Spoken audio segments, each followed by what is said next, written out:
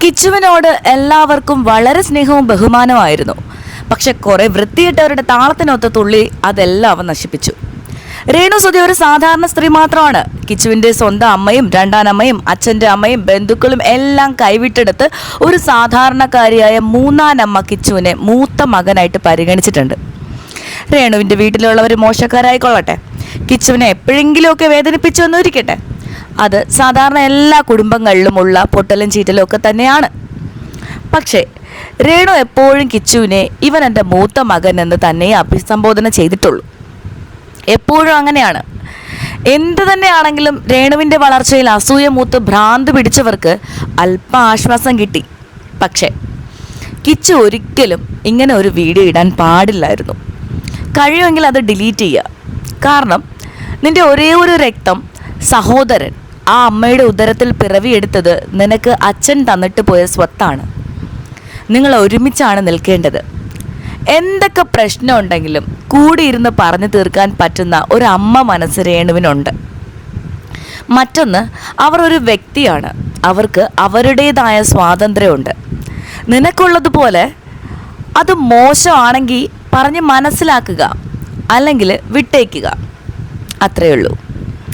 ഇന്നത്തെ കാലത്ത് മോൻ്റെ പെറ്റമ്മ ചെയ്ത പോലെ ക്രൂരത ചെയ്യുന്നവർ ഒരുപാട് പേരുള്ളപ്പോൾ എന്തായാലും രേണു ആ കൂട്ടത്തിൽ പെടുന്നില്ല എന്ന് അവർ തന്നെ തെളിയിച്ചു നിൽക്കുകയാണ്. കിച്ചുവിനെ സംബന്ധിച്ച് കിട്ടാത്ത വാത്സല്യം എന്നും വേട്ടയാടിക്കൊണ്ടേയിരിക്കും. അത് ആർക്കും നികത്താനാവില്ല. എന്നിരിക്കെ അമ്മയെ കരിവാരി തേച്ചില്ലാതാക്കാൻ നിൽക്കുന്നവരുടെ കയ്യിലെ പമ്പരമാകാൻ ഇനിയും നിന്നു കൊടുക്കരുത്. അവരുടെ ലക്ഷ്യം നിങ്ങളുടെ കുടുംബം ഇല്ലാതാക്കുക എന്നത് മാത്രമാണെന്ന് കിച്ചു തിരിച്ചറിയുക. എന്തൊക്കെയാണെങ്കിലും രേണു സുധിയും ഓരോ സ്ത്രീയും മനസ്സിലാക്കുക, തൻ്റെ ഒപ്പമുണ്ടെന്ന് വിചാരിക്കുന്നവർ ആയിരിക്കും നിസ്സാര കാരണങ്ങൾ പറഞ്ഞ് ശത്രുപാളയത്തിൽ സ്വയം തലവെച്ചു കൊടുത്ത് ആപത്ത് വിലയ്ക്ക് വാങ്ങുന്നത്.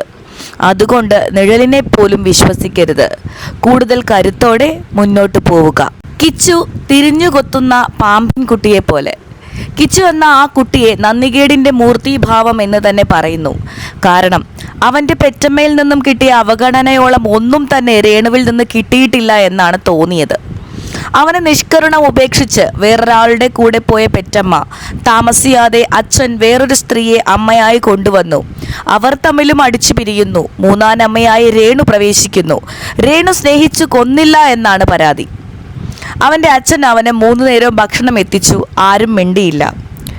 മുറി അടച്ചിട്ട് കമ്പ്യൂട്ടറിൽ ഗെയിം തിരയുന്ന അവന് തിരിച്ചുമാവാലോ. അല്ലെങ്കിൽ തന്നെ കോവിഡിന് ഡിപ്രഷൻ അനുഭവിക്കാത്തവർ ആരെങ്കിലും ഉണ്ടോ? മരിച്ച നിലയ്ക്ക് പറയാൻ പാടുണ്ടോ എന്നറിയില്ല. മാസങ്ങളുടെ ഇടവേളകളിൽ തൻ്റെ കുഞ്ഞുമകന് 3 അമ്മമാരെയും അവൻ്റെ മുന്നിൽ അവരുമായുള്ള തമ്മിൽ തല്ലും നടത്തി അവൻ്റെ ബാല്യത്തിന് അവൻ്റെ അച്ഛൻ സമ്മാനിച്ച ട്രോമയോളം രേണു അവന് കൊടുത്തിട്ടില്ല. ഒരു മിമിക്രി കലാകാരൻ്റെ കോമഡിയും പ്രശസ്തിയും കണ്ട് ഈയാമ്പാറ്റകളെ പോലെ ചിറക് തളർന്നു വീണ 3 സ്ത്രീകളിൽ ഒരാൾ മാത്രമാണ് രേണു. വേറൊരു സ്ത്രീ പ്രസവിച്ച ഭർത്താവിൻ്റെ കുഞ്ഞിനെ കിച്ചു എൻ്റെ മൂത്ത മകനാണ് എന്ന് ആവർത്തിച്ച് അവർ ചേർത്തു പിടിച്ചു. പിന്നെ സാമ്പത്തിക ബുദ്ധിമുട്ടും മദ്യപാനവും തർക്കങ്ങളും ഇടകലർന്ന ദാമ്പത്യത്തിൽ, പ്രത്യേകിച്ച് രേണുവിൻ്റെ വീട്ടിൽ താമസിക്കുമ്പോൾ അവർ ഭർത്താവിൽ നിന്നും പ്രതീക്ഷിച്ച സംരക്ഷണം കിട്ടാതെ വരുമ്പോൾ അത് ആ കുട്ടിയിലേക്കുള്ള അവഗണനയ്ക്ക് കാരണമായിട്ടുണ്ടാകാം. മൂന്നാനമ്മ ചമഞ്ഞ് അവർ കിച്ചുവിനെ പൊള്ളിച്ചിട്ടില്ല, പട്ടിണിക്കിട്ടിട്ടില്ല, തല്ലിച്ചതച്ചിട്ടില്ല, പുറത്താക്കിയിട്ടില്ല. അവൻ അനുഭവിച്ച അവഗണന അവൻ്റെ അച്ഛൻ അവന് സമ്മാനിച്ചതാണ്. ഒരു സ്ത്രീ ആഗ്രഹിക്കുന്ന സാമ്പത്തിക, ശാരീരിക, മാനസിക പിന്തുണ കിട്ടാതെ പട്ടിണി, കടം, മദ്യപാനം, അതിനിടയിൽ ഉണ്ടായ കുഞ്ഞിൻ്റെ അസുഖം, ഇതിനിടയിൽ ഭർത്താവിൻ്റെ ആദ്യ ഭാര്യയിലുള്ള 18 വയസ്സുള്ള കുഞ്ഞിനെ സ്നേഹം കൊണ്ട് മൂടാൻ അവർ ദേവതയല്ല, സാധാരണ സ്ത്രീയാണ്. ഭർത്താവിൻ്റെ മരണാനന്തരം അവർ അവസരം കിട്ടിയപ്പോൾ ഷോർട്ട് ഫിലിം ഉൾപ്പെടെ നാടകങ്ങൾ, പ്രമോഷനുകൾ എന്നിവയിലൂടെ വളർന്നു. അപ്പോഴൊക്കെ അവരെ എയർപോർട്ടിൽ സ്വീകരിക്കാൻ വരെ കിച്ചു പോവാറുണ്ട്. രണ്ടാനമ്മയുടെ പ്രശസ്തി അവനും സഹായമായിട്ടുണ്ട്. അവരോടൊപ്പം ഭക്ഷണം കഴിക്കുന്ന വീഡിയോ ഉൾപ്പെടെ അവൻ്റെ ചാനലിലുണ്ട്. ഒളിഞ്ഞും തെളിഞ്ഞും അവനും ആസ്വദിച്ചു ഇതൊക്കെ. യൂട്യൂബ് ക്ലിക്കായി, വരുമാനമായി, കാറായി, കൂടെ ഇരിക്കാൻ ചങ്കുകളുമായി. എന്നാൽ പിന്നെ തിരിഞ്ഞു കൊത്തിയേക്കാമെന്നാണ് ഒരിത്. ലൈഫ് സ്റ്റോറി അവൻ്റെ ബാല്യകാല ട്രോമ എന്ന സെൻറ്റിമെൻറ്റ്സ് ഇറക്കി അവൻ്റെ അമ്മ ഉൾപ്പെടെ 3 സ്ത്രീകളുടെ തലയിൽ വെച്ച് കെട്ടുന്നു. അതിൻ്റെ യഥാർത്ഥ ഉത്തരവാദി ആ മരിച്ചുപോയ അവൻ്റെ അച്ഛനാണ്. ഒരു പങ്കാളിയെ മെയിൻറ്റെയിൻ ചെയ്യാൻ പുരുഷന് കഴിഞ്ഞില്ലെങ്കിൽ അയാളുടെ മക്കൾ ഉൾപ്പെടെ ഇത്തരം ട്രോമകളിൽ പെട്ടുപോകും. ഇനി രേണു സുധിയുടെ വിധവയായി, വെള്ളയുടുത്ത് പട്ടിണി കിടന്ന് ചത്തില്ലല്ലോ. അവർ മിടുക്കിയായി അറിയാവുന്ന തൊഴിൽ ചെയ്യുന്നു. ബാർ ഡാൻസർ എന്നാൽ ഒരു തൊഴിലാണ് ഹേ. അവർക്കറിയാം 4 കാശുണ്ടാക്കിയില്ലെങ്കിൽ, ഒരു വീടുണ്ടായില്ലെങ്കിൽ, ഒന്ന് കിടപ്പായാലോ വയസ്സായാലോ അവരെ ആരും തിരിഞ്ഞു നോക്കില്ലെന്ന്.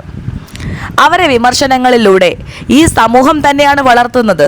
നെഗറ്റീവ് പോപ്പുലാരിറ്റി അവരെ ഇൻസ്റ്റഗ്രാമിൽ സബ്സ്ക്രിപ്ഷനിൽ പല താരങ്ങളുടെയും മുകളിലാക്കി. ഒരു മാസം 3 ലക്ഷം രൂപ വരെ വരുമാനം. അപ്പോൾ ചെക്കനെ ആരോ ഇളക്കി വിട്ടു. എന്നാൽ പിന്നെ കുറെ നെഗറ്റീവ് അടിക്കാമെന്ന് അവനും ഓർത്തു കാണും. കുട്ടിയല്ലേ, എടാ മോനെ, അവരും ജീവിക്കട്ടടാ.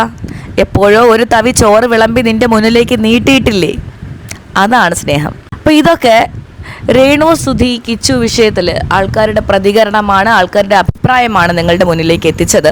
എന്താണ് നിങ്ങൾക്ക് പറയാനുള്ളത്?